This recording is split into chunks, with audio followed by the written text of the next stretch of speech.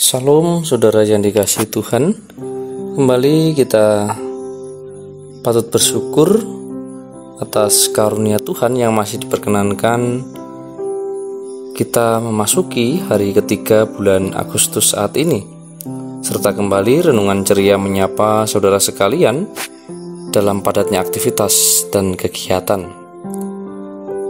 Bapak Ibu Saudara, renungan pada pagi hari ini terambil dalam kitab Matius pasal 17 ayat 24 sampai 27. Saya akan bacakan demikian. Yesus membayar bea untuk bait Allah. Ketika Yesus dan murid-muridnya tiba di Kapernaum, datanglah pemungut bea bait Allah kepada Petrus dan berkata, "Apakah gurumu tidak membayar bea 2 dirham itu?" Jawabnya, "Memang membayar." Dan ketika Petrus masuk rumah, Yesus mendahuluinya dengan pertanyaan, "Apakah pendapatmu, Simon? Dari siapakah raja-raja dunia ini memungut bea dan pajak? Dari rakyatnya atau dari orang asing?" Jawab Petrus, "Dari orang asing." Maka kata Yesus kepadanya, "Jadi bebaslah rakyatnya. Tetapi supaya jangan kita menjadi batu sandungan bagi mereka, pergilah memancing ke danau. Dan ikan pertama yang kau pancing, tangkaplah dan bukalah mulutnya. Maka engkau akan menemukan mata uang 4 dirham di dalamnya. Ambillah itu dan bayarlah kepada mereka, bagiku dan bagimu." Demikian firman Tuhan. Sungguh berbahagia kita yang terus setia membaca, merenungkan, lalu melakukan firman itu dalam kehidupan sehari-hari.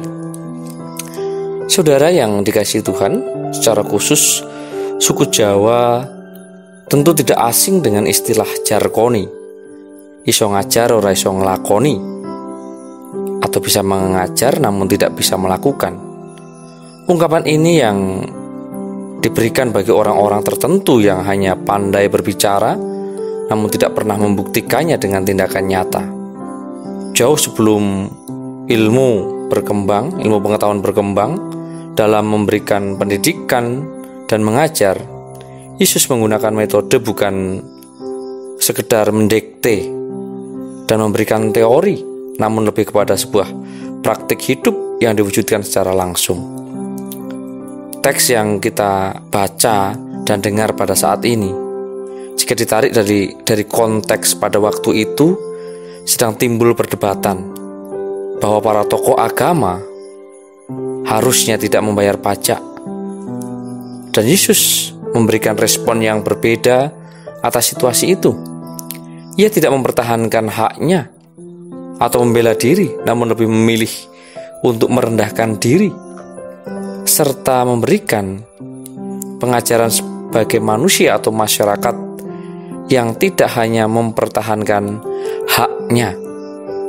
Selain memberikan pendidikan melalui teladan ayat 27, agar kita tidak menjadi batu sandungan katanya, ia juga mengajari Petrus dalam situasi sulit agar tidak hanya memandang secara rasional saja, namun sekaligus tetap taat atas apa yang diperintahkan Tuhan, atau tetap beriman meskipun hal itu di luar nalar.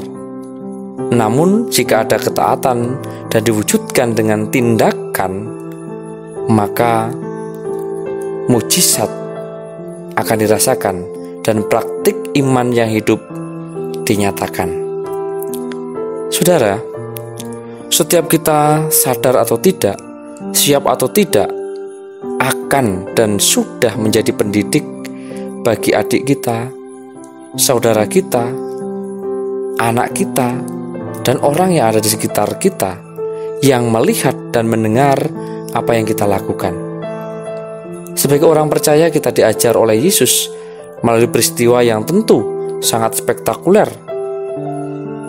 Dengan kerendahan hatinya, mengikuti peraturan pemerintah pada waktu itu, namun sekaligus menunjukkan kemahakuasaannya, melakukan mujizat, tahu apa yang dihadapi Petrus dan mendapatkan uang dari mulut ikan yang akan dipancing Petrus. Kuncinya adalah sebuah ketaatan dan ketundukan. Dalam praktik sebagai pendidik, kita juga perlu ketaatan serta tunduk dari apa yang kita ajarkan. Karena orang lebih suka melihat apa yang kita lakukan daripada mendengar apa yang kita katakan. Oleh sebab itu, mari kita sebagai orang yang sudah mengenal Kristus dan pengorbanannya, yang memampukan semua orang yang percaya untuk dapat menjadi teladan bagi orang lain. Teruslah taat dan tunduk akan kehendak Tuhan. Jangan hanya menuntut haknya dan masuk dalam perdebatan dan membela diri. Belajarlah untuk tidak menjadi batu sandungan bagi orang lain dengan hidup dalam kerendahan hati yang menghormati peraturan. Maka Allah sendiri yang akan membela dan memberikan jalan keluar dari setiap hal sulit yang sedang kita hadapi. Kalau Petrus mengalami dan menikmati mujizat Allah di dalam Kristus, hendaknya kita pun saat ini bisa mengalami kasih dan pertolongan dari Tuhan atas setiap peristiwa yang hadir dalam hidup kita. Karena Tuhan yang kita sembah adalah Tuhan yang sama.